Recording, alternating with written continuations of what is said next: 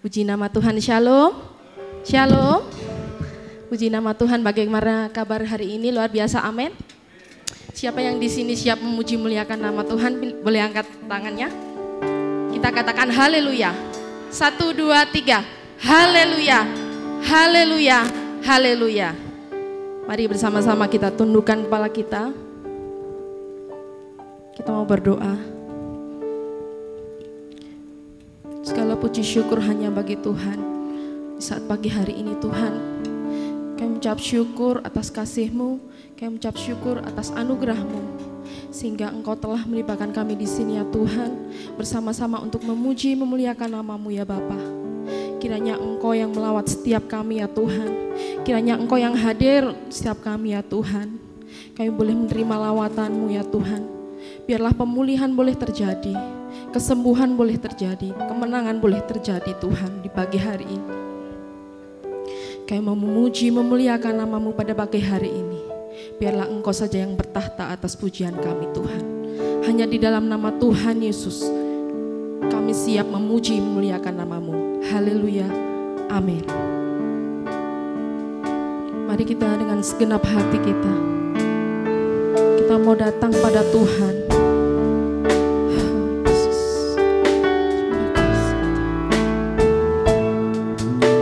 Dengan segenap hati dan jiwaku, ku datang padamu dalam kerinduan. Kasih-Mu yang sanggup mengubahku dan menguatkanku dalam pengharapan. Yesus, Engkaulah permata hatiku. Dunia tak dapat menggantikan-Mu. Kemuliaan-Mu tercurah bagiku, menjadikanku indah dan semakin indah bagimu. Kita bersama-sama katakan, dengan segenap hati dan jiwaku, dengan segenap hati dan jiwaku, ku datang padamu dalam kerinduan. Kasih-Mu, kasih-Mu yang sanggup mengubahku dan menguatkanku dalam pengharapan. Yesus, Engkaulah permata hatiku.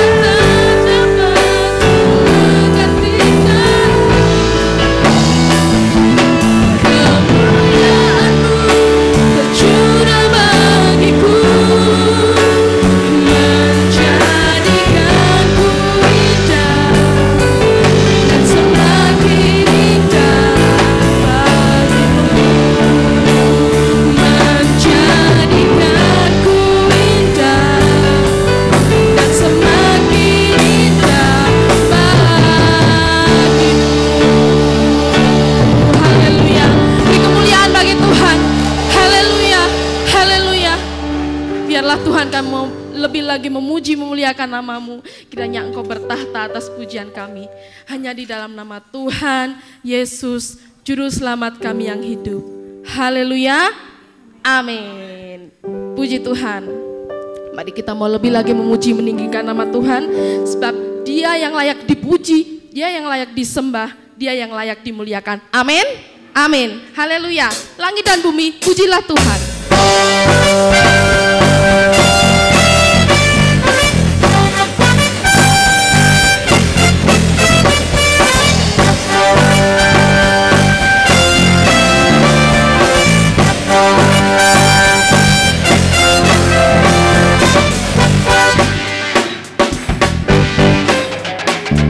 Langit dan bumi, pujilah Tuhan, sebab Dia ciptakan semuanya. Keagungannya mengatasi langit bumi, sembah sujud di hadapannya.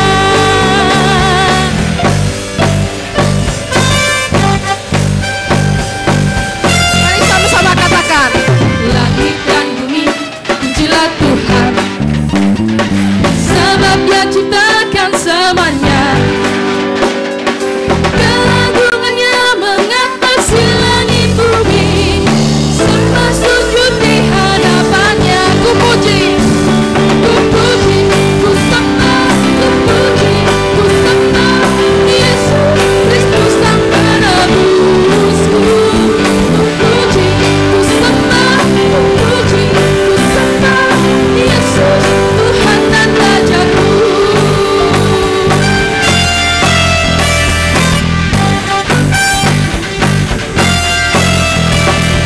Langit dan bumi, pujilah Tuhan, sebab Dia ciptakan semuanya.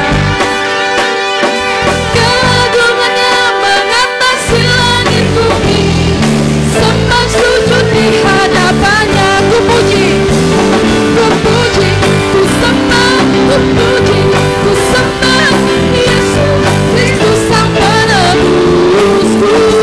Ku puji, ku sembah, ku puji, ku sembah Yesus Tuhan dan Rajaku. Ku puji, ku sembah, ku puji, ku sembah, ku puji, ku sembah Yesus Kristus Sang Penebusku. Ku puji, ku sembah, ku puji, ku sembah Yesus Tuhan dan Rajaku.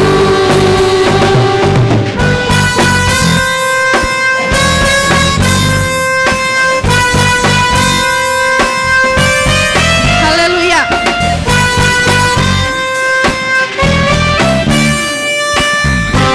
Mari lambaikan tangan, katakan haleluya, haleluya, amin, haleluya, amin, haleluya, amin. Jemaat saja katakan haleluya, amin, haleluya, amin, haleluya, amin, haleluya, amin, haleluya, haleluya, haleluya, amin, haleluya, haleluya, amin,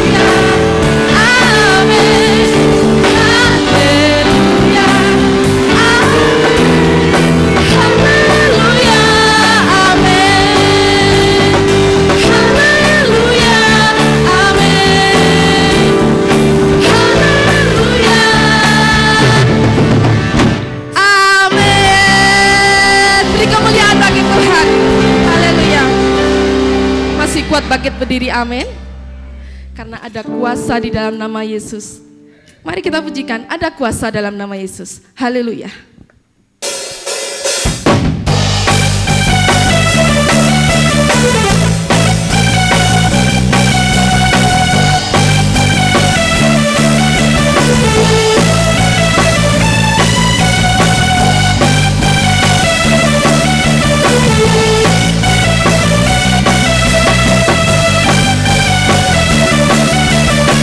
Mari kita katakan namanya Tuhan.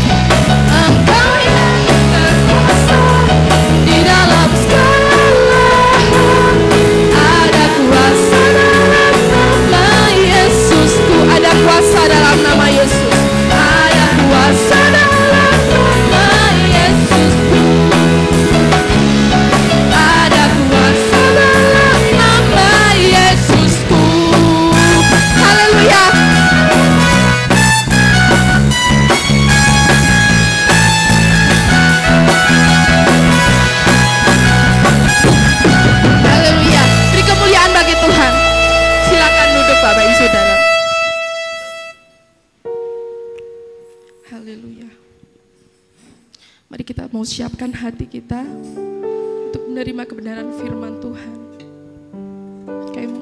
Kami mau membawa pujian syukur kami Tuhan ke hadapan-Mu Tuhan. Dengan rendah hati kami mau persembahkan, karena hidup kami Tuhan adalah penyembahan. Haleluya.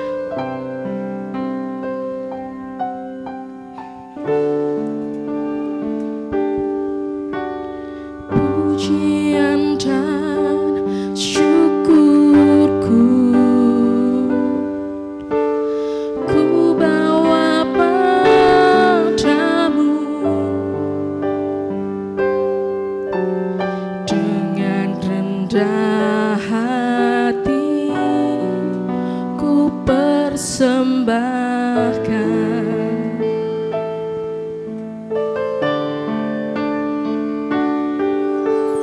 Sadar bila ku ada, amin, hanya karena anugerah, bukan karena kekuatanku. Mari kita sama-sama kembali katakan, pujian dan syukurku ku bawa padamu. Pujian dan syukurku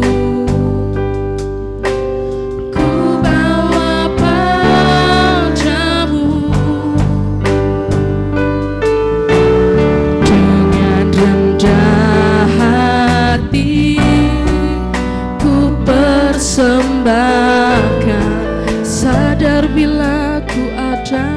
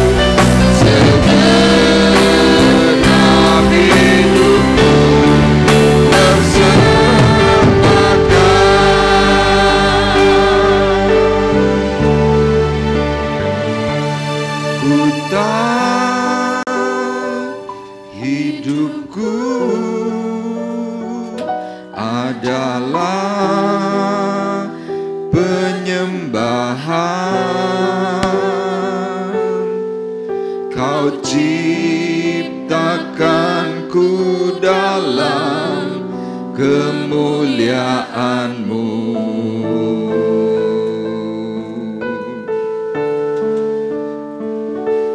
Ku tahu hidupku berharga di mata-Mu. Segenap hidupku persembahkan,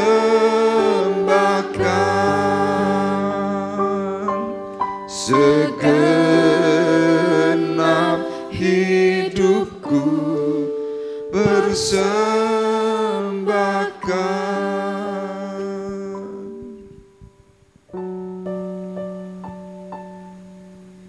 Inilah yang kami mau ungkapkan kepada Tuhan pagi hari ini, bahwa hidup kami adalah hidup karena anugerah. Hidup kami adalah karena pemberian kasih karunia, sehingga kami boleh menjadi orang-orang yang berharga di mata Tuhan. Dan untuk membalas setiap kebaikan yang Tuhan sudah berikan, kami belajar untuk memberikan persembahan yang terbaik, yaitu diri kami kepada Tuhan. Kami mau menurut apa yang Tuhan katakan, kami mau taat, dan kami mau setia. Karena kami tahu Tuhan, sesuai dengan pengajaran-Mu, ketika kami melakukan seperti apa yang Tuhan mau, maka kami akan memperoleh mahkota yang Engkau akan sematkan kepada kami semuanya, yaitu mahkota yang abadi. Kami siap untuk menerima arahan, kami siap untuk mendengar apa yang Tuhan katakan. Di dalam nama Tuhan Yesus Kristus kami sudah berdoa, dan kita semua yang siap diberkati oleh Tuhan bersama-sama berkata, amin. Puji Tuhan, dipersilahkan duduk. Shalom. Haleluya. Puji Tuhan. Bapak Ibu, minggu yang lalu kita sudah belajar dari perkataan Rasul Paulus, bagaimana caranya kita menerima mahkota kebenaran.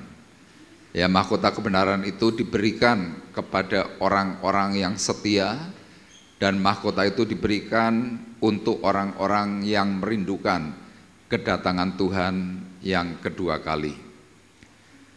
Nah, hari ini kita akan belajar untuk seri yang berikutnya, yaitu menerima mahkota abadi. Ya, kalau yang minggu lalu adalah mahkota kebenaran, hari ini kita akan belajar tentang bagaimana memperoleh atau menerima mahkota abadi. Kita akan melihat dalam surat 1 Korintus pasal 9, ayatnya yang ke-24 dan ayat yang ke-25.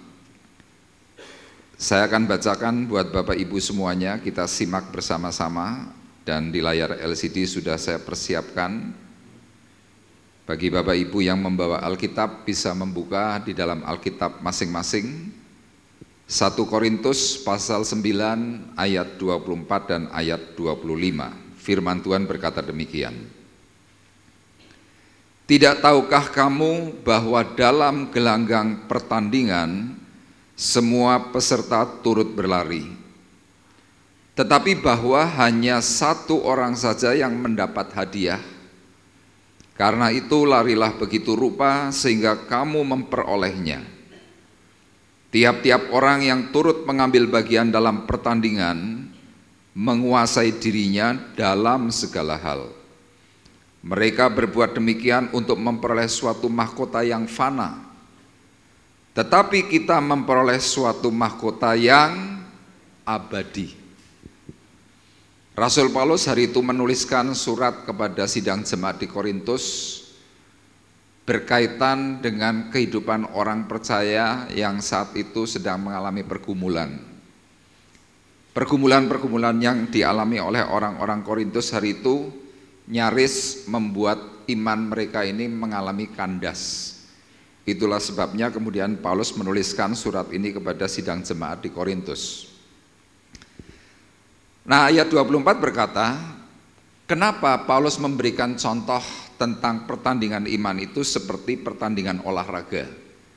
Nah, saya membaca dalam sejarah, ternyata hari itu kota Korintus adalah kota yang dipilih oleh pemerintahan Yunani. Mereka mengadakan pertandingan-pertandingan ya, gladiator dan sejenisnya itu di kota yang bernama Korintus. Nah, sehingga dari peristiwa-peristiwa itu Paulus memperhatikan contoh apa yang paling tepat untuk seseorang itu bisa mengerti tentang hal pertandingan iman. Kemudian Paulus mencoba mengarahkan kepada tentang pertandingan yang secara umum dalam dunia olahraga. Nah, dalam hal ini disebutkan tentang hal seorang pelari. Nah, Bapak Ibu kalau pernah mungkin olahraga lari, ya saudara misalkan katakanlah mempunyai target lari 10 atau 12 km. Saudara mungkin waktu lari pertama ya dari 0 km, kemudian 1, 2, 3, 4, 5, saudara mungkin masih merasa kuat dan mungkin masih merasa segar. Nah, kalau kita larinya adalah lari santai, mungkin saudara tidak terlalu mengalami kelelahan. Tapi coba kalau seandainya dengan jarak 12 km, saudara diberi target 20 menit. Ya, kalau untuk seorang pelari 20 menit untuk 12 km itu ringan.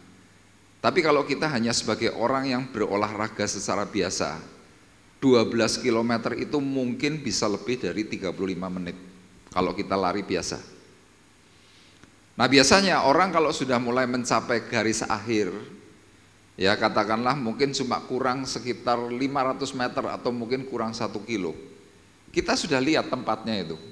Endingnya di sana kita tahu. Tapi untuk mencapai di situ rasanya itu setengah mati. Mungkin kaki terasa berat, nafas ngos-ngosan, mungkin kita kayak seperti kehilangan stamina dan kita perlu minum, padahal nggak ada minum. Nah, banyak orang akhirnya tidak bisa mencapai garis finish. Kenapa? Mereka menyerah di tengah jalan padahal kurang sedikit. Nah, Paulus memberikan sebuah gambaran bahwa kalau engkau ingin memperoleh sesuatu yang hebat, dikatakan dalam ayat 25 memperoleh mahkota yang disebut mahkota abadi. Paulus memberikan sebuah isyarat. Ayat ini mengatakan apa? Bahwa hanya satu orang saja yang mendapat hadiah. Karena itu larilah begitu rupa sehingga kamu bisa memperolehnya. Paulus di sini mau mengatakan kalau engkau ingin menjadi seorang pemenang, kalau diibaratkan engkau hari ini sedang mengikuti yang namanya lomba lari, firman ini sekali lagi berkata karena itu larilah begitu rupa. Dalam sebuah pengertian begini, kalau engkau mau lari, lihatlah fokus ke depan apa yang nanti engkau akan tuju. Jadi kalau seorang pelari tujuannya jelas ke depan, mengarah ke depan, seperti ini misalkan, orang akan terus berpusat. Nah, Paulus di sini memberikan sebuah ungkapan seperti karena itu larilah begitu rupa, karena apa? Paulus melihat ada orang sedang mengadakan sebuah lomba, katakanlah lomba lari, sukanya apa? Toleh kanan, toleh kiri. Yang diperhatikan siapa? Musuhnya bukan kepada tujuan. Orang kalau selalu toleh kanan, toleh kiri, pertama, pasti larinya akan melambat. Yang kedua, mudah tersandung. Dan yang ketiga, akhirnya tidak berfokus kepada sesuatu apa yang sedang mau diinginkan. Sama dalam kehidupan kekristenan seperti itu. Kenapa saudara banyak gagal? Kenapa di tengah jalan tiba-tiba saudara ngelukru? Kenapa saudara tiba-tiba tidak memiliki semangat? Karena saudara sedang tidak melihat sebuah tujuan. Tetapi yang kau selalu perhatikan adalah kanan kirimu. Engkau selalu memberikan komentar-komentar yang mungkin tidak baik. Engkau miring, engkau selalu berkata hal-hal yang malah justru membuat dirimu semakin lambat. Yang diurusi bukan pribadi, tetapi yang diurusi selalu si A, si B, si A, si B, terus begitu. Yang pada akhirnya apa? saudara tidak bisa memiliki semangat yang baru. Ayat 25 berkata, tiap-tiap orang yang turut mengambil bagian dalam pertandingan menguasai dirinya dalam segala hal. Ya, kalau seorang olahragawan, misalkan contoh pemain bulu tangkis, kalau sudah mulai mau mempersiapkan yang namanya pertandingan, masuk pelatnas itu mungkin bisa 1 tahun itu nggak boleh keluar-keluar dari lingkungan pelatnas. Saya membaca Tantowi Ahmad, dia waktu mau menjadi seorang juara olimpiade, dia pernah gagal sekali. Kemudian dia ingin kembali meraih, apa yang dia lakukan? Dia masuk pelatnas khusus. Setiap hari dia harus berlatih 8 jam.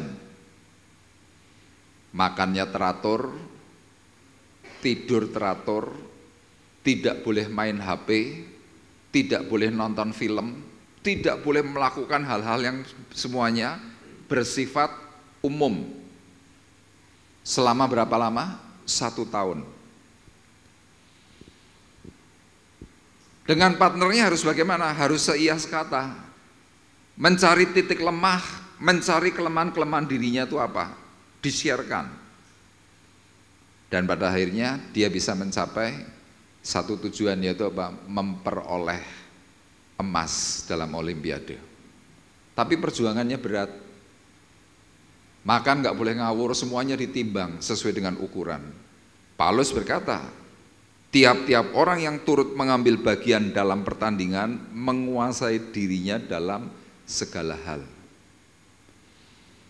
Nah, kita harus berani jujur. Banyak dari kita ini kehilangan penguasaan diri. Apalagi kalau saudara sedang jengkel kepada seseorang, langsung meletup, langsung kata-katanya selalu nyinyir. Mungkin sesaat kita waktu sedang melakukan perkara-perkara seperti itu, rasanya apa? Kita puas, rasa-rasanya lego, enak, ada orang yang mau dengar. Tapi saudara, di hadapan Tuhan, kamu lemah. Nah, orang dunia, orang-orang yang sedang mencoba mengikuti pertandingan, Paulus berkata, mereka berbuat demikian untuk memperoleh suatu mahkota yang fana, mahkota yang bersifat sementara.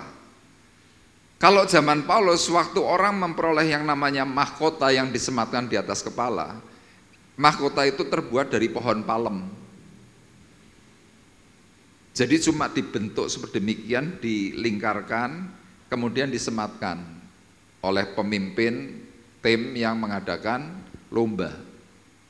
Dalam hitungan tidak sampai 2 minggu, mahkota ini sudah layu. Kenapa? Daun asli itu paling bertahan, segar itu cuma 3 hari. Paulus mengingatkan, orang dunia saja kalau mencoba mengejar yang namanya mahkota yang fana saja, wih, hebatnya luar biasa. Paulus berkata, tetapi kita untuk memperoleh suatu mahkota yang abadi. Ini yang disebut surga. Nah, saudara mungkin akan bertanya, Pak, bedanya apa mahkota kebenaran dan mahkota abadi? Kalau mahkota kebenaran adalah diberikan kepada orang-orang yang hidupnya benar, kemudian mengarah kepada menunggu kedatangan Tuhan yang kedua kali. Makanya dalam ayat itu disebutkan, bukan hanya untuk aku saja, tetapi untuk mereka yang sedang menunggu kedatangan Tuhan. Lah, kalau mahkota abadi itu yang bagaimana, Pak? Saya membaca seperti yang dikatakan dalam ayat 25. Orang yang bisa memperoleh mahkota abadi adalah orang yang bisa mendisiplin dirinya. Coba tolong tampilkan tujuannya. Mendisiplin diri dan kemudian fokus kepada tujuan akhir, yaitu kemuliaan yang bersifat abadi. Jadi tanpa kita bisa mendisiplinkan diri kita masing-masing, mahkota abadi itu tidak bisa diterima. Makanya Paulus dalam hal surat 1 Korintus pasal 9 ayat 1 sampai dengan yang ke-27, di sini Paulus menceritakan tentang pengalaman hidupnya disesuaikan dengan gambaran orang yang sedang mencoba meraih kemenangan dalam dunia olahraga. Nah, yang paling khusus tadi, karena itu larilah begitu rupa. Larilah begitu rupa artinya apa? Fokus. Fokus itu artinya apa? Sekali lagi tidak lagi tengok kanan, tidak lagi tengok kiri, tidak lagi melihat ke belakang. Saudara bisa bayangkan kalau seorang pelari lagi lari, tiba-tiba tolah-toleh terus melihat ke belakang. Saya berani pastikan, pasti jungkel. Kenapa? Kakinya tersandung. Padahal kalau orang lari itu kecepatannya berapa sih? Rata-rata itu cuma sekitar 10 sampai 13 km per jam. Itu orang lari secara umum. Tidak terlalu cepat. Tapi kalau saudara toleh ke belakang, kakimu bisa keserimpet, jatuh. Nah, Paulus pagi hari ini memberikan arahan kepada kita, bagaimana dan siapa yang kira-kira siap untuk bisa menerima mahkota abadi. Nah, kita akan eksposisi di dalam surat 1 Korintus pasal 9 ayat 1 sampai dengan yang ke-27. Yang pertama kita akan melihat ayat 1 sampai dengan yang ke-6, nanti akan dibacakan oleh saudara Arif. Siapa kira-kira orang yang siap menerima mahkota abadi? 1 Korintus 9 ayat 1 sampai 6. 1 Korintus pasal yang ke-9 ayat yang pertama sampai yang ke-6, demikian bunyi firman Tuhan. Hak dan kewajiban rasul. Bukankah aku rasul? Bukankah aku orang bebas? Bukankah aku telah melihat Yesus, Tuhan kita? Bukankah kamu adalah buah pekerjaanku dalam Tuhan? Sekalipun bagi orang lain aku bukanlah rasul, tetapi bagi kamu aku adalah rasul. Sebab hidupmu dalam Tuhan adalah materi dari kerasulanku. Inilah pembelaanku terhadap mereka yang mengkritik aku. Tidakkah kami mempunyai hak untuk makan dan minum? Tidakkah kami mempunyai hak untuk membawa seorang istri Kristen dalam perjalanan kami seperti yang dilakukan rasul-rasul lain dan saudara-saudara Tuhan dan Kefas? Atau hanya aku dan Barnabas sajakah yang tidak mempunyai hak untuk dibebaskan dari pekerjaan tangan? Amin. Saudara perhatikan, ini yang dikatakan oleh Rasul Paulus, siapa orang-orang yang siap untuk bisa menerima mahkota abadi. Kalau Bapak Ibu nanti baca kembali di rumah ayat 1 sampai dengan yang ke-6, kesimpulannya, orang yang siap untuk bisa menerima mahkota abadi adalah orang yang tahan terhadap cercaan. Itu yang pertama. Paulus ini habis-habisan dicerca orang. Makanya dalam ayat ini Paulus mencoba menegaskan siapa dirinya. Ayat 1 berkata, bukankah aku rasul? Kenapa Paulus menuliskan ini? Karena banyak orang tidak mengakui dirinya adalah seorang rasul. Bukankah aku orang bebas? Orang menuduh kamu ini orang yang terbelenggu, kamu di penjara. Memang penulisan surat ini kan di dalam penjara. Bukankah aku telah melihat Tuhan Yesus Tuhan kita? Paulus itu pernah ketemu dengan Tuhan, tapi orang tidak percaya. Bukankah kamu adalah buah pekerjaanku dalam Tuhan? Paulus berkata, kamu yang sedang mencerca aku, kamu ini orang-orang yang tak menangkan. Kamu bisa menerima Tuhan Yesus Kristus sebagai Tuhan dan Juru Selamat karena penginjilanku. Kira-kira Paulus berkata begitu. Ayat 2 berkata, sekalipun bagi orang lain aku bukanlah rasul, tetapi bagi kamu aku adalah rasul. Sebab hidupmu dalam Tuhan adalah meterai dari kerasulanku. Jadi salah satu tanda kerasulan adalah apa? Banyak memenangkan jiwa-jiwa. Itu salah satu tanda. Banyak melakukan terobosan. Jadi pekerjaan rasul itu apa sih? Datang dari satu kota ke kota yang lain, mendirikan jemaat baru, memenangkan jiwa-jiwa. Itu salah satu tanda kerasulan. Paulus menyatakan, ini loh buktinya. Kalau kamu terus menyalahkan aku, ini loh buktinya. Banyak orang yang sudah aku menangkan. Kemudian dalam ayat 3 dikatakan, inilah pembelaanku terhadap mereka yang mengkritik aku. Jadi Paulus ini sebagai seorang rasulnya Tuhan, dikritiknya macam-macam, dituduhnya macam-macam, termasuk dalam ayat 4, dalam ayat 5. Suatu hari Rasul Paulus ini membawa rekan jemaatnya wanita, kemudian timbul tuduhan apa? Selingkuh. Jadi ternyata tuduhan selingkuh kepada hamba Tuhan, kepada seorang pendeta itu bukan hanya cuma rame di hari-hari model modern hari ini, bukan. Rasul Paulus pun sudah dituduh itu. Makanya dia menuliskan, tidakkah kami mempunyai hak untuk membawa seorang istri Kristen dalam perjalanan kami? Seperti yang dilakukan rasul-rasul lain dan saudara-saudara Tuhan dan Kefas. Rasul yang lain boleh. Gilirannya Rasul Paulus yang mengajak, yuk bareng-bareng pergi pelayanan. Enggak boleh. Kenapa? Selingkuh.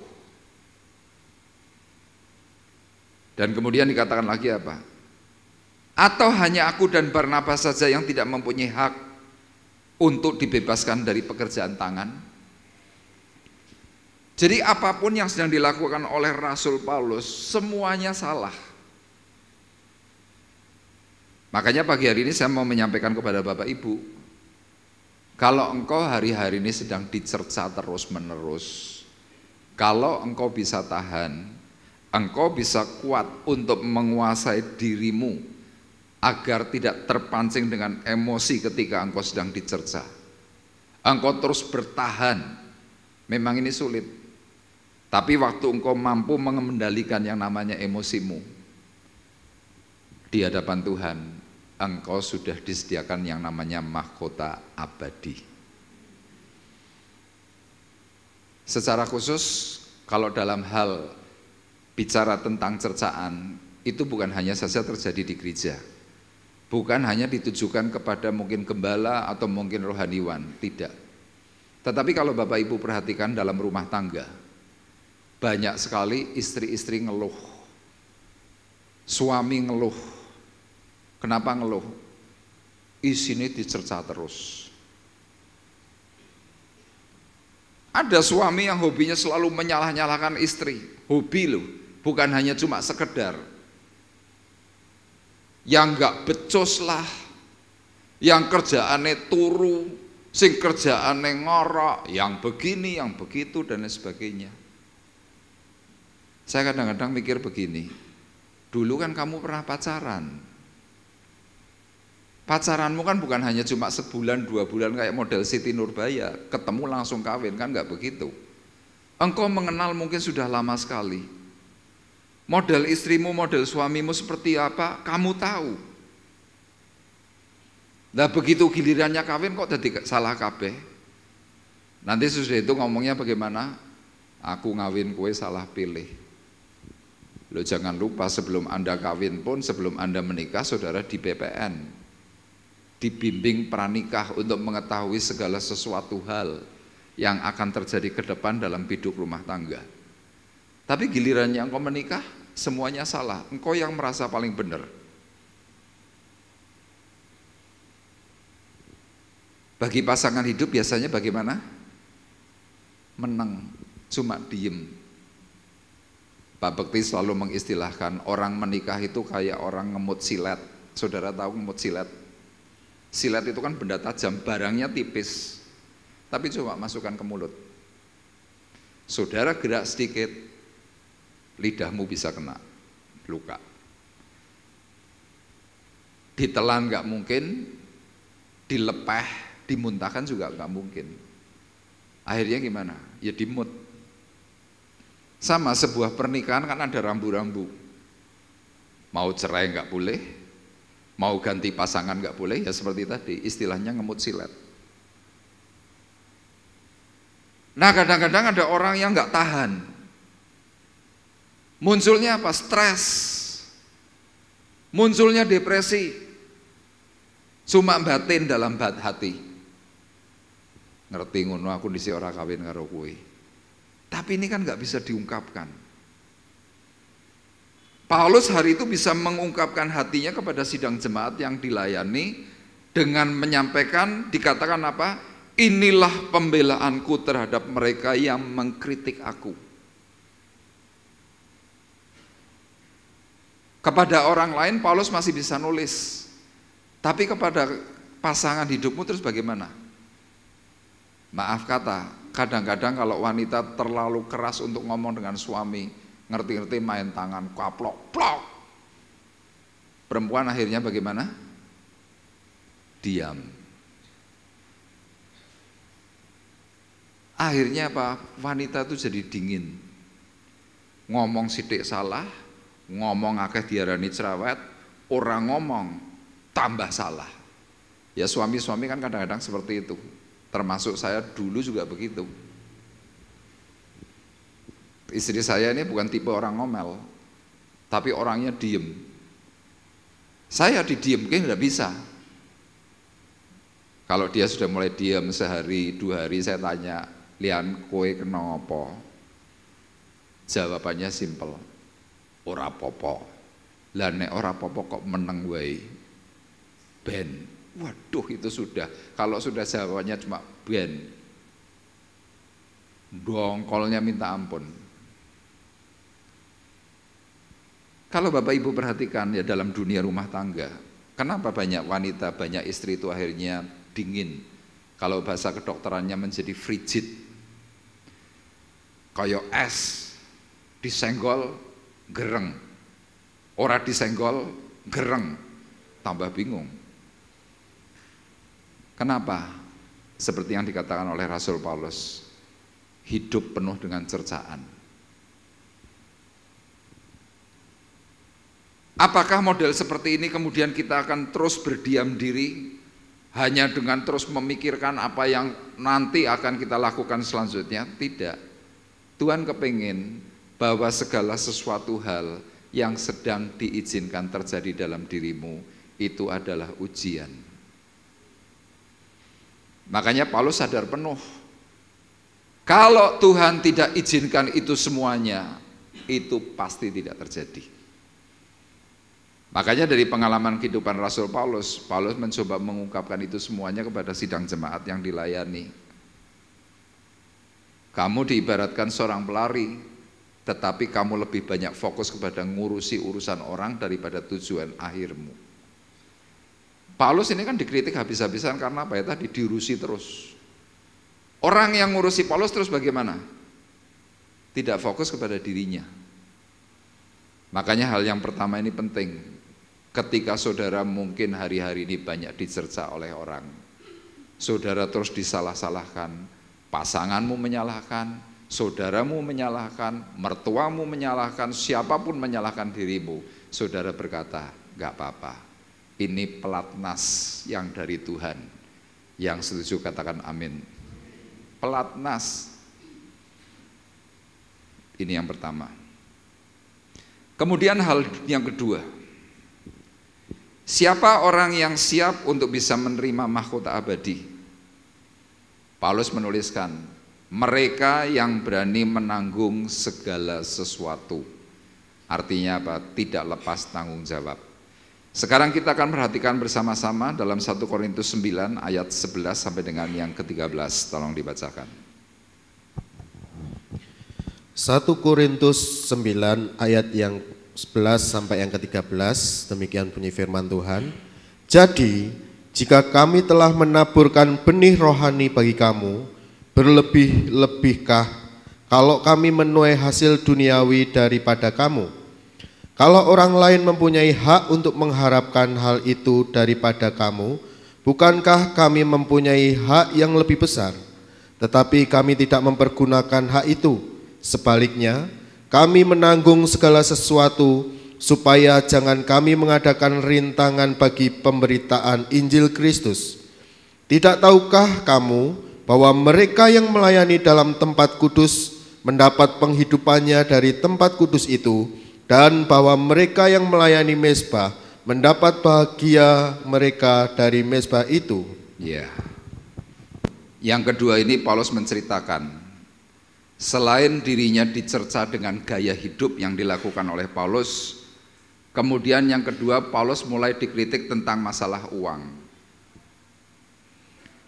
Paulus menceritakan hak seorang hamba Tuhan, hak seorang rasul, hak seorang pelayan Tuhan. Dalam ayat 13 dikatakan, tidak tahukah kamu bahwa mereka yang melayani dalam tempat kudus mendapat penghidupannya dari tempat kudus itu, dan bahwa mereka yang melayani mezbah mendapat bagian mereka dari mezbah itu. Artinya seorang hamba Tuhan, seorang pelayan Tuhan itu berhak untuk mendapatkan yang namanya PK. Apa itu? Persembahan kasih. Kalau dalam zaman sekarang mungkin ada jemaat yang dilayani, kemudian pendeta menerima yang namanya persembahan kasih. Kalau di kota biasanya diberi uang. Kalau di desa biasanya diberinya apa? Barang. Ada yang memberi ayam, ada yang memberi singkong, ada yang memberi ketela, ada yang memberi jagung, ada yang memberi pisang, memberi apapun. Paulus saat itu mendapatkan persembahan kasih dari jemaat yang dilayani. Dituduhnya apa? Hamba Tuhan motor duiten.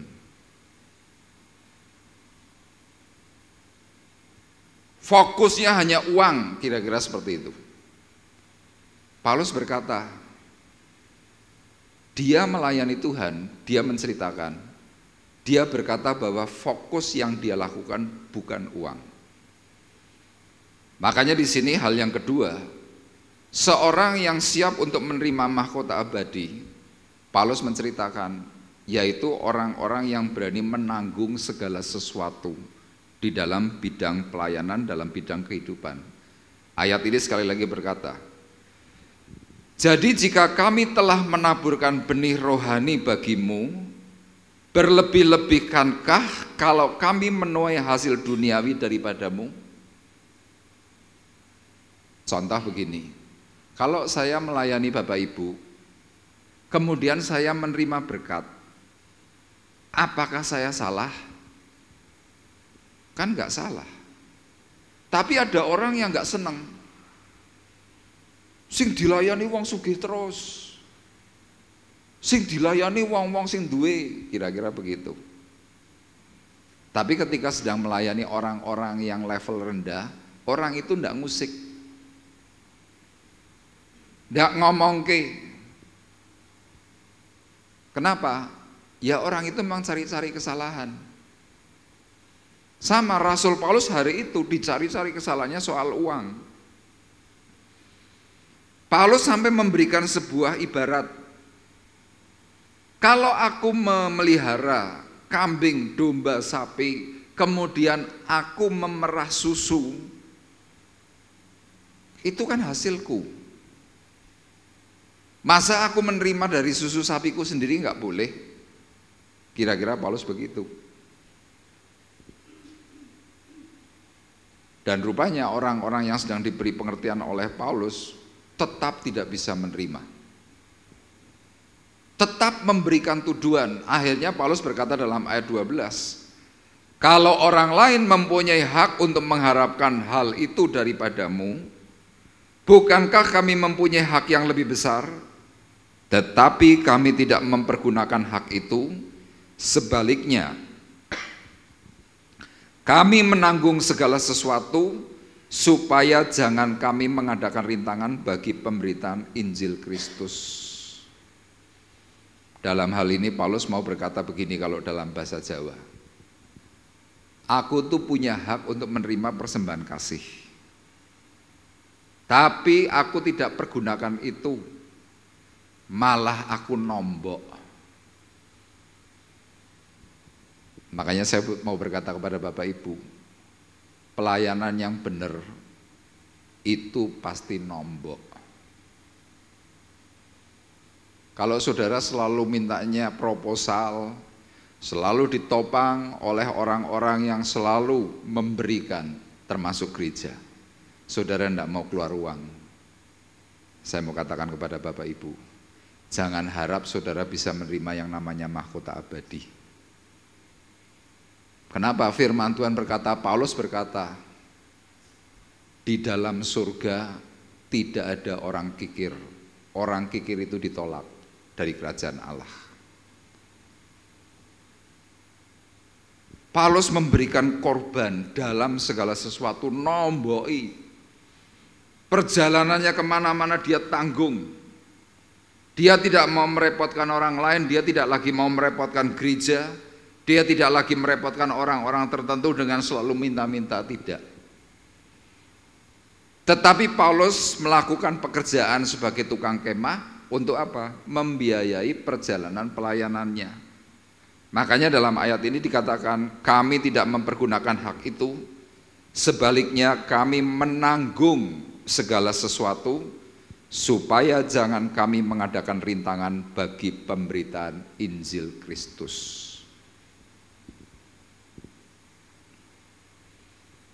Bapak Ibu bisa bayangkan, ternyata di hadapan Tuhan kalau kita terlalu berhitungan dengan pelayanan-pelayanan dan juga keuangan kita, ini jadi masalah.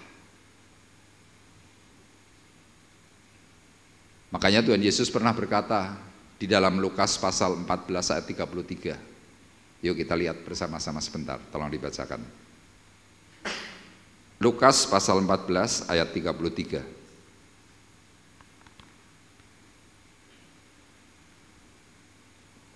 Tolong dibacakan. Lukas pasal 14 ayat 33, demikian bunyi firman Tuhan. Demikian pula lah tiap-tiap orang di antara kamu yang tidak melepaskan dirinya dari segala miliknya tidak dapat menjadi muridku. Itu dia. Demikian pula lah tiap-tiap orang di antaramu yang tidak melepaskan dirinya dari segala miliknya tidak dapat menjadi muridku. Banyak dari kita ini kalau soal uang, wih kencengnya minta ampun. Bersama teman saja yang akrab untuk membayari, wih abote minta ampun. Yang dompetnya ketinggalan, yang kalau sudah masukkan tangan ke saku nyabute suwi. Ada ya orang ya, tak bayari, tapi ngene toh, ora nyabut. Akhirnya yang mau dibayari kan sungkan, ya wis aku sing bayar. Nanti ada yang masuk sini, dadak ditung sik, cukup ora. Ada yang begitu. Tuhan berkatanya jelas loh. Coba tolong ayatnya tadi ditampilkan lagi. Demikian pula lah tiap-tiap orang di antara kamu yang tidak melepaskan dirinya dari segala miliknya tidak dapat menjadi muridku. Jadi kalau kita selama ini mengaku bahwa Kristen, pengikut Kristus, tapi pelit, tapi berdetail, kikir, Tuhan langsung ngomong, kamu bukan muridku. Kemudian Tuhan mulai memberikan pengertian dalam Lukas pasal 16, yuk kita lihat. Mulai dari ayat 10. Saya akan jelaskan kepada Bapak Ibu, kenapa kadang-kadang hidup kita itu tidak mengalami berkat. Kenapa keuanganmu selalu pas-pasan? Kenapa engkau selalu tambal sulam dalam hal uang? Karena apa? Kita kadang-kadang diberi yang namanya rahasia berkat oleh Tuhan, tapi kita tidak respon. Tuhan mengungkapkan semua itu di dalam Lukas 16, mulai dari ayat 10, judul perikopnya adalah setia dalam perkara kecil. Saya akan bacakan buat Bapak Ibu. Barang siapa setia dalam perkara-perkara kecil, ia setia juga dalam perkara-perkara besar. Dan barang siapa tidak benar dalam perkara-perkara kecil, ia tidak benar juga dalam perkara-perkara yang besar. Saya mau tanya kepada Bapak Ibu terlebih dahulu, perkara kecil itu apa sih? Saudara tahu nggak perkara kecil itu apa? Dalam perikop ini Tuhan berkata perkara kecil itu ya uang. Di hadapan Tuhan uang itu urusan kecil, gampang. Tapi buat kita uang kan urusan besar. Tuhan berkata, uang urusan kecil, perkara kecil. Jadi kalau kita tidak setia dalam perkara kecil, tidak setia dalam perkara uang, bagaimana perkara yang lebih besar itu bisa dipercayakan kepada kita? Saudara mungkin akan bertanya, Pak, teori dari mana kok uang itu perkara kecil? Saudara perhatikan ayat 11. Jadi jikalau kamu tidak setia dalam hal mamon yang tidak jujur, siapakah yang akan mempercayakan kepadamu harta yang sesungguhnya? Tadi dalam ayat 10 dikatakan, barang siapa setia dalam perkara kecil. Ayat 11 berkata, tidak setia dalam hal mamon. Jadi di hadapan Tuhan, kalau kamu tidak setia dalam perkara kecil dalam hal uang, Tuhan mau memberikan kepercayaan yang lebih besar kepadamu, gak bisa. Wong sing cilik wae ora iso dipercaya, kok yang besar. Ayat 12. Dan jikalau kamu tidak setia dalam harta orang lain, siapakah yang akan menyerahkan hartamu sendiri kepadamu? Kita kalau baca ayat ini mungkin agak bingung, tapi pengertiannya begini. Saya sebagai orang yang diberkati Tuhan, kemudian saya jadi orang itu pelit. Segala sesuatu tak cekeli. Saya selalu berhitung. Padahal di hadapan Tuhan, saya ini sudah disediakan berkat besar. Misalkan contoh yang gampang. Arif ini nanti mau saya beri uang 5 miliar. Ini sudah tak siapkan. Tapi ketika saya perhatikan kehidupan Arif setiap hari, kepada Rosa pelit, kepada Novi pelit, kepada mungkin jemaat-jemaat yang muda-muda pelit, saya beritahu, Rif, ojo pelit-pelit loh. Tapi dia diam aja, tetap pelit. Saya nggak ngomong kepada Arif bahwa dia sudah tak sediakan uang 5 miliar. Tapi saya sebagai pemilik uang yang seharusnya nanti akan saya berikan kepada Arif, saya bilang, wong iki harus dipercaya. Betitil, nggak bisa. Akhirnya bagaimana? Uang yang sudah saya persiapkan untuk dia, saya batalkan. Makanya ayat ini berkatanya jelas. Dan jikalau kamu tidak setia dalam harta orang lain, siapakah yang akan menyerahkan hartamu sendiri kepadamu? Jadi saudara dan saya ini sudah dipersiapkan oleh Tuhan yang namanya hartamu sendiri. Saudara sudah di-prepare oleh Tuhan, kamu punya harta, cuma sedang menunggu waktu.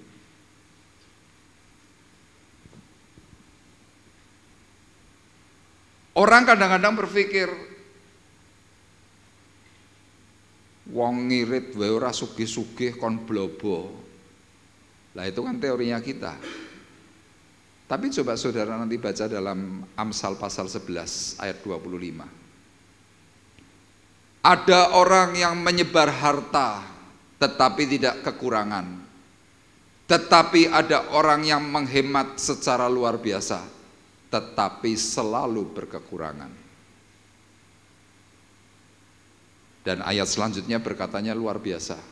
Tolong ditampilkan Amsal 11 ayat 25 dan 26. Nanti Bapak Ibu akan tahu bahwa ternyata seseorang yang bisa mengalami berkat itu yang bagaimana sih? Saudara perhatikan ayat 25. Siapa banyak memberi berkat, diberi berkat. Amin. Salah. Ayatnya berkatanya lain. Siapa banyak memberi berkat, diberi kelimpahan. Loh ini loh rahasianya Tuhan tuh mau sampai seperti itu. Siapa memberi minum, ia sendiri akan diberi minum. Makanya lihat, orang kalau berani memberi kepada orang lain, Tuhan membalasnya bukan kembali diberi berkat, bukan. Tetapi engkau akan diberi balasan oleh Tuhan itu kelimpahan. Makanya kenapa Paulus sebagai hamba Tuhan, dia enggak bertitil. Dia berani tombok, dia berani mengeluarkan biaya untuk pelayanannya, untuk gerejanya, untuk menjangkau jiwa. Karena dia tahu, kalau dia memberkati orang lain, Tuhan memberikan kepada dirinya kelimpahan. Saudara mau diberi kelimpahan oleh Tuhan? Amin. Saudara ngomong sama tetangga kanan kirimu, yuk mulai hari ini kita saling memberkati. Ayo kanan kiri ada orang loh ini loh, ayo Bapak Ibu ngomong nih kanan kirimu. Yuk kita mulai hari ini belajar memberkati orang. Saya berani pastikan dan saya berani jamin, hidupmu pasti akan diberi kelimpahan oleh Tuhan. Tapi kalau kita menjadi orang yang terus pelit bagaimana? Tolong ayat tadi selanjutnya bacakan, ayat 26 ya.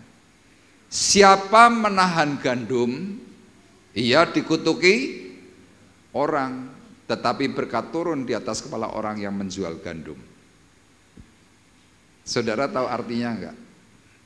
Misalkan ini contoh, siapa menahan gandum, ia dikutuki orang. Kalau saya pelit, saudara yang ada di belakang saya ngomong begini, pendeta kok bertitil, modar wae, kira-kira gitu. Wong Kristen kok pelite minta ampun, ngono pelayanan, mati wae. Itu lo dikutuki orang. Makanya semakin saudara itu bertitil, semakin saudara pelit, semakin saudara hitung-hitungan. Saudara memang ngirit, betul. Tapi kok nggak tambah kaya, kenapa? Kenapa duitmu selalu habis untuk perkara yang nggak jelas? Ini ayatnya. Siapa menahan gandum, ia dikutuki orang. Tapi coba kalau saudara ini berani bayari orang. Saya berani untuk ngejia. Saya berani untuk mentraktir saudara. Nanti saudara tanpa setahu saya akan berkata, wah, puji Tuhan ya, pendetone wani bayari, kiranya Tuhan semakin memberkati pendeta. Kan kira-kira begitu. Amin. Makanya saya memberi saran kepada Bapak Ibu, naik nyabut dompet aja kesuwen. Sing cepet wae langsung set. Loh kok bisa begitu? Iya, Tuhan tidak berhutang. Udah itu prinsipnya itu aja. Tapi kalau saudara lama untuk cabut dompet, hitung-hitungan sama, di surga engkau dihitung oleh Tuhan. Nah ada orang-orang tertentu yang sedang diberi perkataan seperti ini apa? Mencemooh. Kita kembali dalam Lukas pasal 16, kita perhatikan. Ayat 14, tolong dibacakan. Lukas 16 ayat 14. Lukas 16 ayat 14. Lukas 16 ayat yang ke-14, demikian bunyi firman Tuhan. Semuanya itu didengar oleh orang-orang Farisi, hamba-hamba uang itu, dan mereka mencemoohkan dia. 15 ayat 15. Lalu ia berkata kepada mereka, kamu membenarkan diri di hadapan orang, tetapi Allah mengetahui hatimu, sebab apa yang dikagumi manusia dibenci oleh Allah. Iya. Ada orang-orang tertentu diberi yang namanya rahasia untuk memperoleh berkat. Caranya bagaimana? Berkati orang lain, maka kamu akan terima kelimpahan. Tapi dalam ayat 14 dikatakan semuanya itu didengar oleh orang-orang Farisi, oleh orang-orang agama, oleh orang-orang yang tahu isi firman Tuhan. Dikatakan apa? Semuanya itu didengar oleh orang-orang Farisi, hamba-hamba uang itu, dan mereka mencemoohkan Yesus. Yesus itu sedang menceritakan, sedang membongkar, sedang membuka rahasia supaya orang itu diberkati oleh Tuhan. Tapi Yesus malah dicemooh. Alah, kowe ngerti apa, kira-kira begitu. Tuhan kemudian memberikan perkataan. Lalu Yesus berkata kepada mereka, kamu membenarkan diri di hadapan orang, tetapi Allah mengetahui hatimu. Orang-orang Farisi ini sedang mencoba mengkaitkan dengan Amsal pasal 11 tadi. Menghemat secara luar biasa. Kamu membenarkan diri di hadapan orang, tetapi Allah mengetahui hatimu. Artinya apa? Allah tahu kowe iki medhit. Karo bojomu medhite minta ampun. Karo anakmu medhite minta ampun. Apa neh kanggo wong liya? Ada enggak suami-suami yang model begitu, ada enggak? Istri-istri tidak berani menjawab, padahal lo akeh banget. Lo ini bener kok. Saya berani berkata begini kenapa? Saya banyak mengkonseling orang. Banyak istri-istri itu ngeluh, waduh bojoku nek karo duit kencenge. Ini loh. Makanya pada akhirnya bagaimana hidupmu? Keluarga mengalami hal kesulitan dalam ekonomi. Paulus memberikan contoh. Aku berani tombok untuk itu semuanya. Kenapa Paulus berkata begitu? Iya, dia tahu kunci untuk memperoleh yang namanya mahkota abadi. Itu hal yang kedua. Dan yang terakhir, hal yang ketiga. Siapa yang siap menerima untuk menerima mahkota abadi? Yang ketiga, yaitu orang-orang yang bisa menjadi orang kepercayaan. Kita akan lihat ayatnya dalam 1 Korintus 9 ayat 15 sampai dengan 18. Kita perhatikan bersama-sama.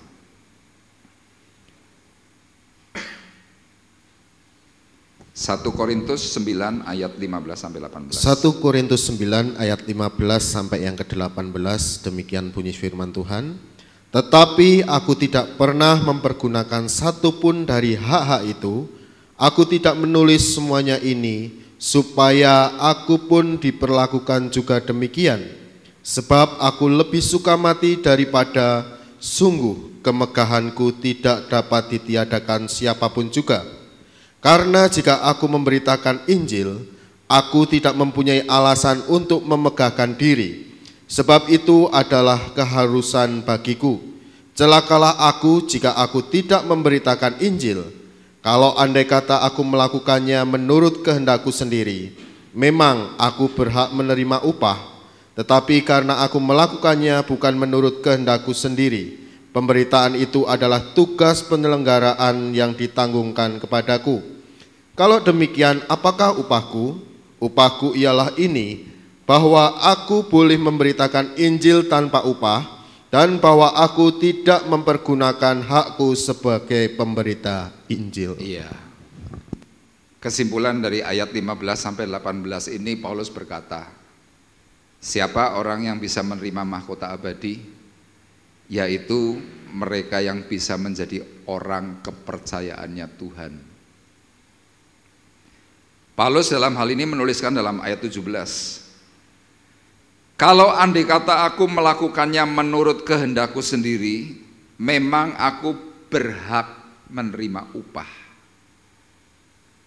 Jadi kalau seorang yang melayani pekerjaan Tuhan, mengajukan diri sebagai pelayan Tuhan karena berpikir nanti bisa digaji, bisa lebih diperhatikan, bisa mungkin menonjol, orang itu bukan orang kepercayaan, tapi itu cuma pekerja. Paulus mengatakan, tetapi karena aku melakukannya bukan menurut kehendakku sendiri. Artinya apa? Tuhan memberikan kepercayaan penuh. Pemberitaan itu adalah tugas penyelenggaraan yang ditanggungkan kepadaku. Makanya saya mau berkata kepada Bapak Ibu, tolong teksnya tampilkan aja.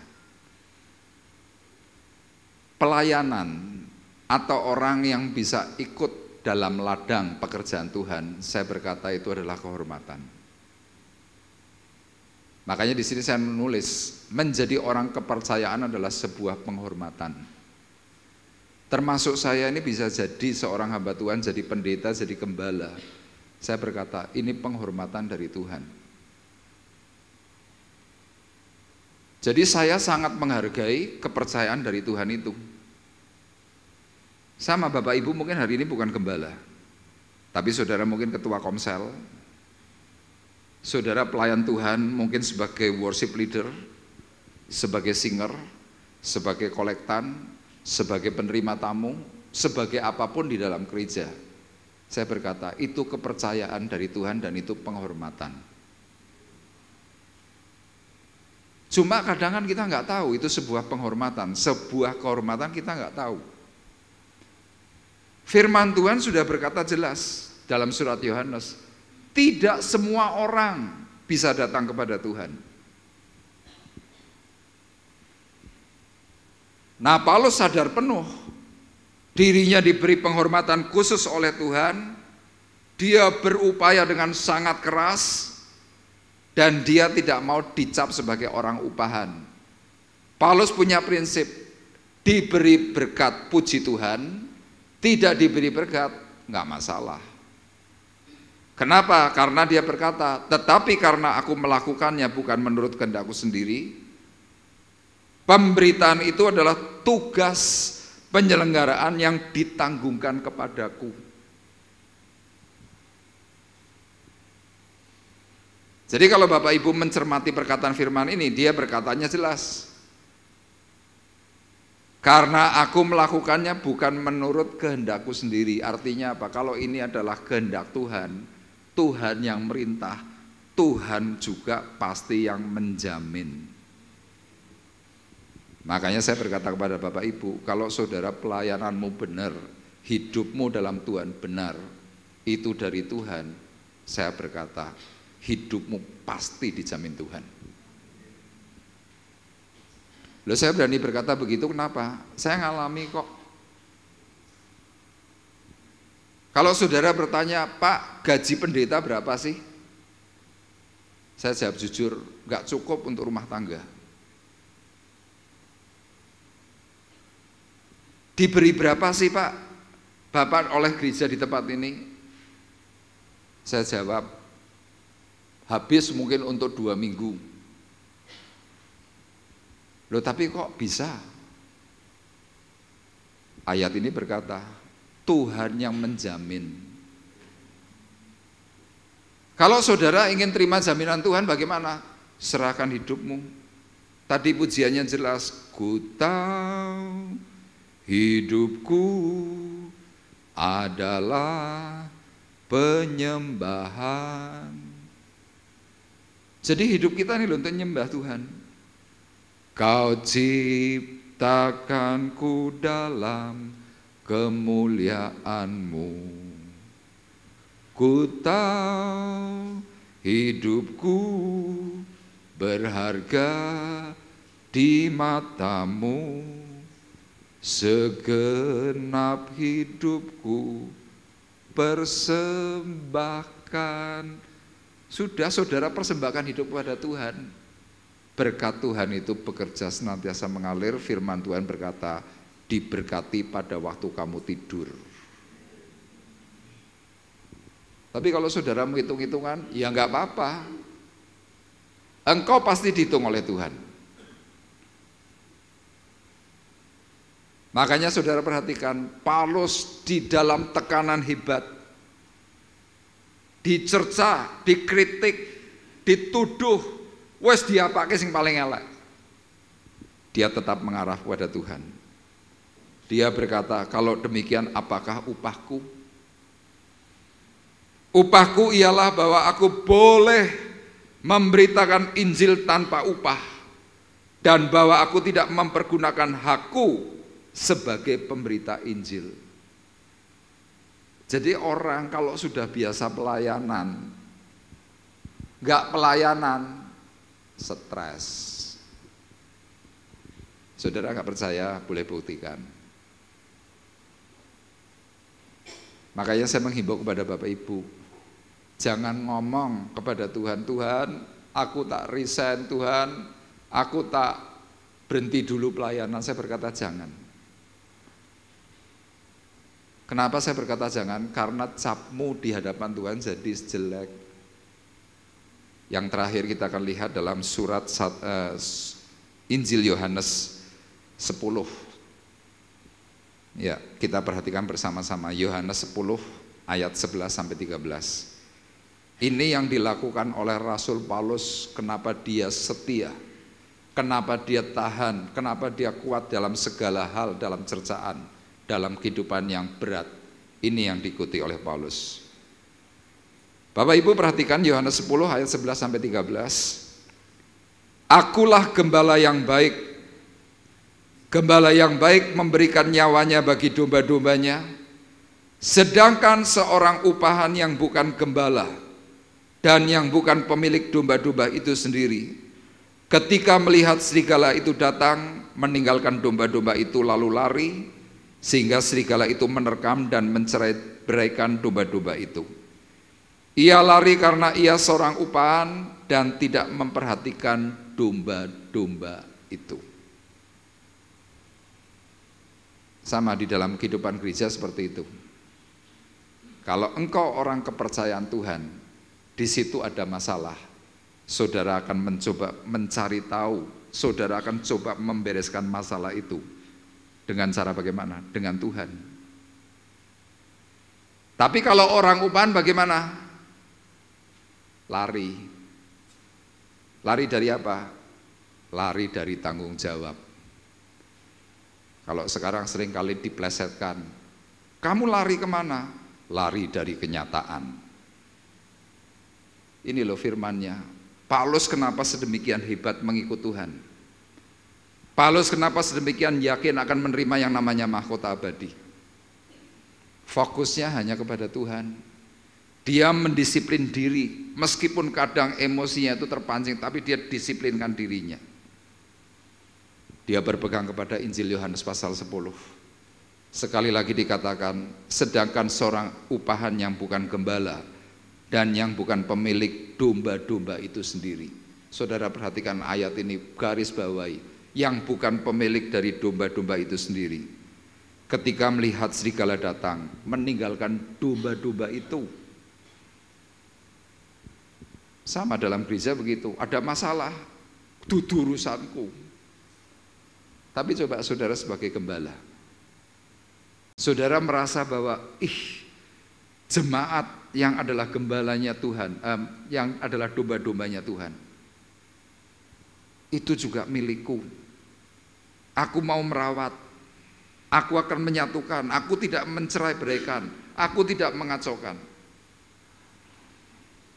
Tapi kalau sebagai orang upahan, berkatanya enteng, dudu urusanku, meh tutup ya dudu urusanku, meh gede ya dudu urusanku. Paulus mencontoh kehidupan Yesus, makanya dia punya sebuah keyakinan akan terima mahkota abadi. Makanya mari pagi hari ini ada 3 hal yang saya sampaikan. Hal yang pertama, bagaimana caranya kita ini bisa menerima mahkota abadi? Ketika saudara tahan terhadap cercaan. Kemudian yang kedua, saudara berani tombok, saudara berani menanggung segala sesuatu. Kenapa? Kunci berkat sudah dibukakan oleh Tuhan, tinggal kita mau nggak melakukannya. Dan yang ketiga, kita bisa menjadi orang yang menjadi orang kepercayaannya Tuhan. Waktu kita lakukan itu semua, maka yang terjadi berkat kasih karunia itu semakin limpah. Tuhan memberkati kita semuanya. Kita akan menaikkan pujian yang terakhir, hidupku adalah penyembahan. Pujian dan syukurku ku bawa padamu dengan rendah hati. Ku persembahkan, sadar bila ku ada, sadar bila ku ada, hanya karena anugerah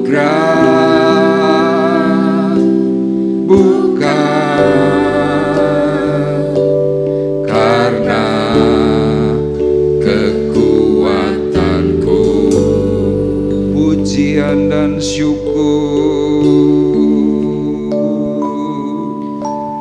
pujian dan syukurku ku bawa padamu, ku bawa padamu.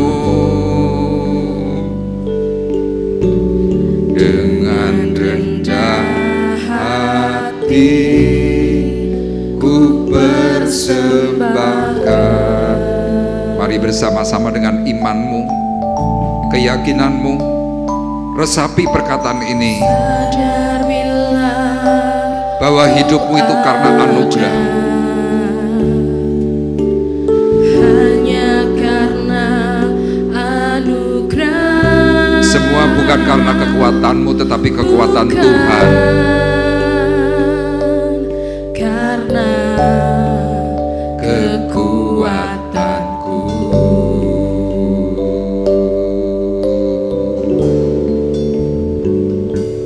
Ku tahu hidupku adalah penyembahan. Kau ciptakanku dalam kemuliaan-Mu. Ku tahu hidupku, ku tahu hidupku berharga di mata-Mu. Segenap hidupku persembahkan.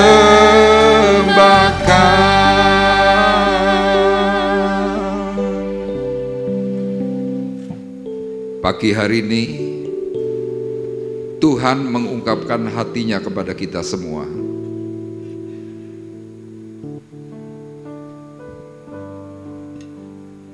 Dia menginginkan supaya kita yang mendengar suara firman-Nya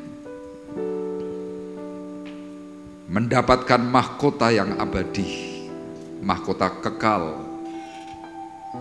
yang Tuhan sudah sediakan bagi orang yang bersungguh, yang mendisiplinkan dirinya dan berfokus kepada dirinya untuk menuju kepada kemuliaan. Tidak lagi mencerca orang-orang di sekeliling, tidak lagi menyalahkan satu dengan yang lain, tetapi fokus kepada kemuliaan, supaya engkau tidak jatuh tersandung. Paulus melakukan itu semuanya. Dia mau menjadi orang kepercayaan Tuhan, bukan orang upahan. Dia mencontoh kehidupan Yesus yang menyelesaikan tugas sampai akhir, bahkan taat sampai mati di kayu salib. Itu semuanya dilakukan karena kehendak Bapa yang mempercayakan kepada kehidupan mereka berdua. Paulus mengajarkan supaya berani berbagi, berani memberikan berkat kepada orang lain, karena Paulus tahu upahnya adalah kelimpahan.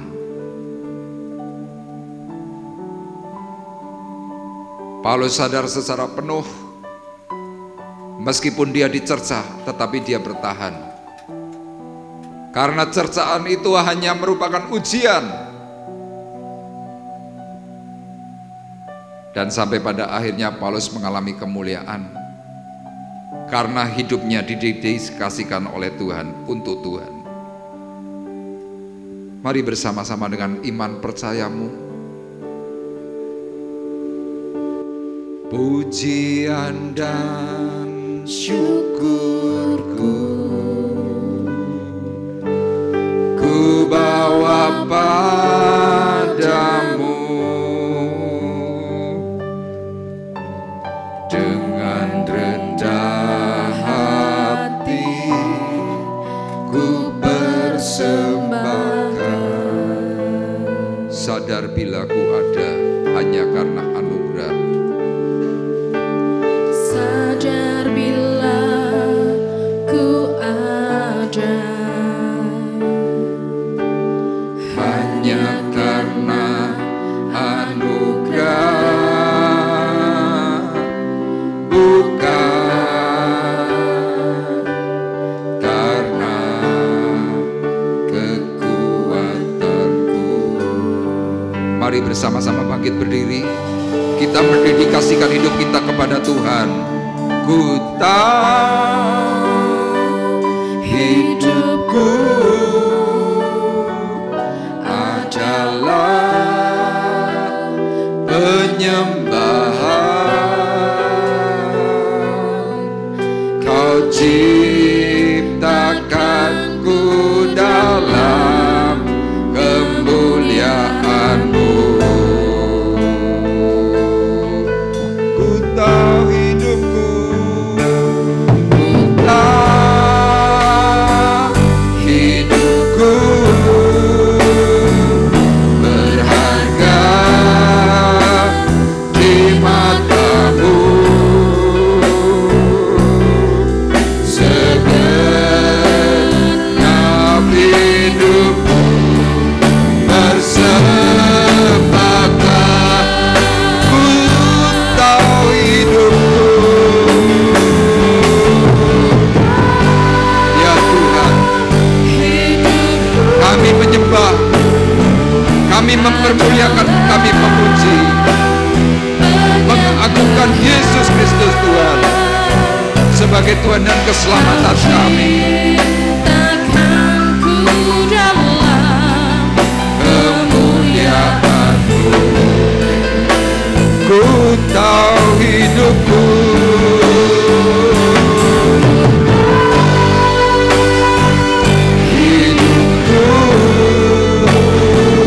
berharga di mata-Mu. Segenap hidupku bersembahkan. Ku tahu hidupku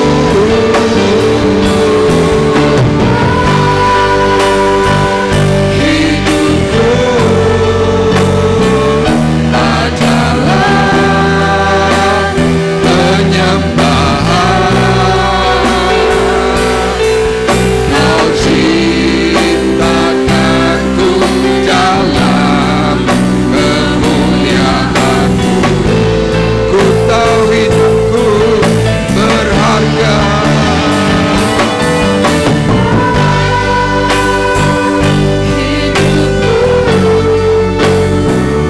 Berharga di mata-Mu. Segenap hidupku persembahkan. Persembahkan. Ku tahu hidupku,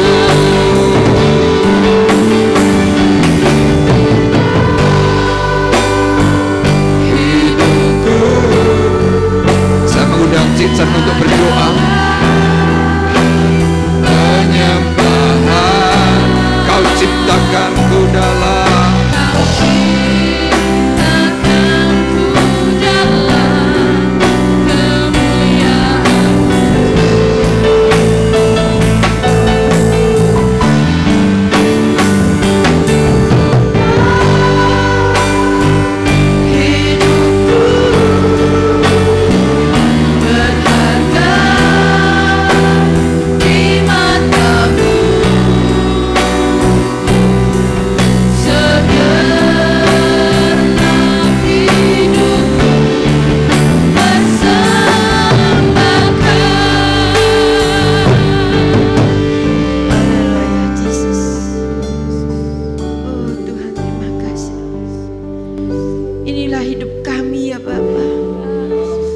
mempersembahkan di hadapan Tuhan sebagai persembahan yang hidup, yang menjadi dupa harum di hadapan-Mu ya Bapa.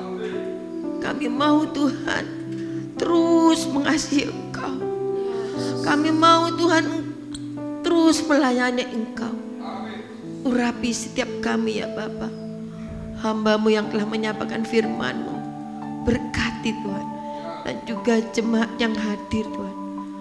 Tuhan urapi dengan Roh Kudus-Mu ya Bapa, sehingga roh kami terus Tuhan, terus menyala di hadapan, terus mencari Engkau. Jadikan kami hamba-Mu yang berharga ya Bapa. Jadikan kami ya Tuhan anak-anak-Mu yang memuliakan Engkau, mengasihi Engkau dan melayani Engkau ya Bapa. Kami mau Tuhan, Roh Kudus pimpin kami, menuntun kami, dan kami mau Tuhan terus ada dalam hadirat-Mu Tuhan.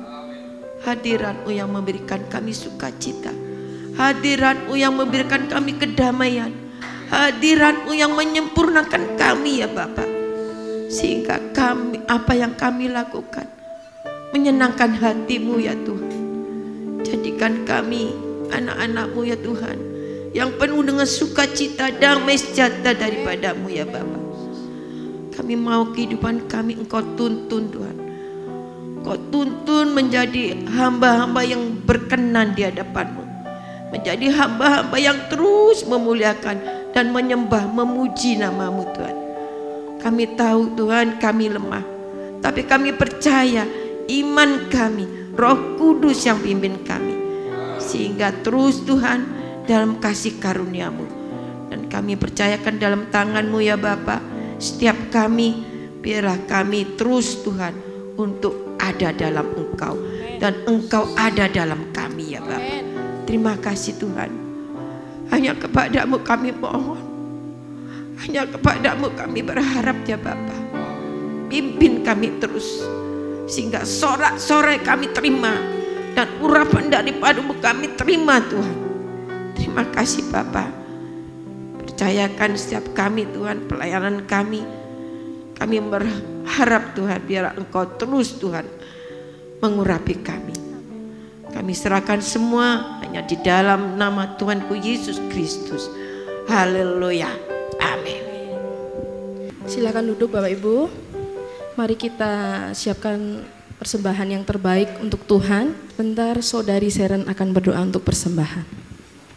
Mari kita berdoa. Bapa yang baik Tuhan, tiba saatnya kami akan memberikan sebagian dari yang kami punya. Bapak berkati Tuhan, semoga apa yang kami berikan ke hadapan Tuhan berkenan untuk Engkau, berkati juga untuk persembahan yang kami lakukan Tuhan dapat kembali kepada kami selebih dari apa yang kami minta Tuhan. Jemaat Sultan kami tak berdoa ya, amin. Amin. Langit dan bumi pujilah Tuhan.